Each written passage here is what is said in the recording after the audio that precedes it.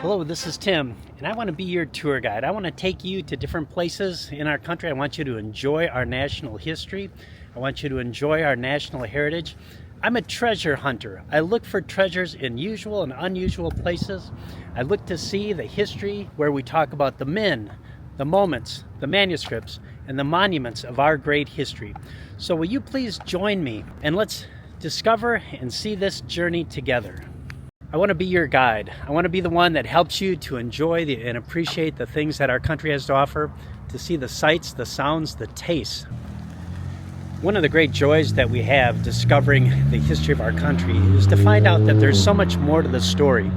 One of my favorite storytellers was Paul Harvey, who would tell us the rest of the story. And I love looking into the history of our nation, to see the lives of our founders, to see the sights that are just amazing, to see the unique and wonderful history that we have. I think that we could very easily say that I do believe that America is the nation of providence. We've been blessed in such a way. We've been given so many more things. We've been given so many opportunities. And truly, during World War II, the angels of liberation spoke English. We did a good thing, and we did a big thing. And it was just an amazing time in our history. Now, of course, we know that we can never go back. The poet has said, time has forever barred the way. We can't return to yesterday. It's just not possible. But what is possible is for us to look at the history that we have, to look at the men, the moments, the manuscripts, the monuments that we have, and have an appreciation for them. We live in a society today that believes in presentism. During the 1960s, there was a tremendous effort in revisionism to go back and to find the dark side of our founders, to find the things about them that weren't so savory, and to emphasize those, negating the good things that they did, negating the benefits that they gave us, negating the blessings that they gave us. And one of the ones that they would target would be Thomas Jefferson.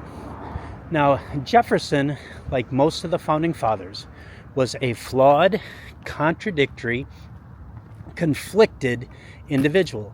There were things in his life, things that were happening in the colonies that bothered him, and yet he was still the man that was used to give us probably one of the greatest documents the world has ever seen. Thomas Jefferson was a recipient of common grace.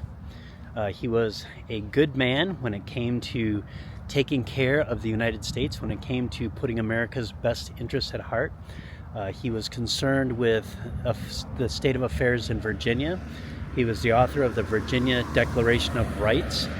Jefferson could be said that he had, the Puritan fathers would say, was civil righteousness.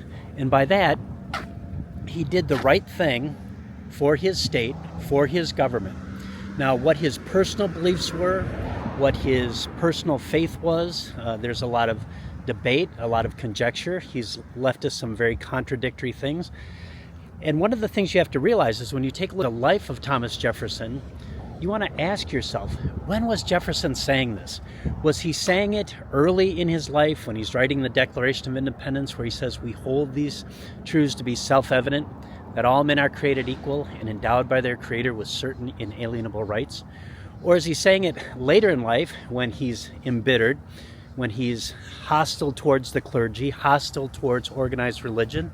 You have to take a look at the context of Jefferson's life. Like you, I get concerned when I see people that are willingly ignorant of our national history.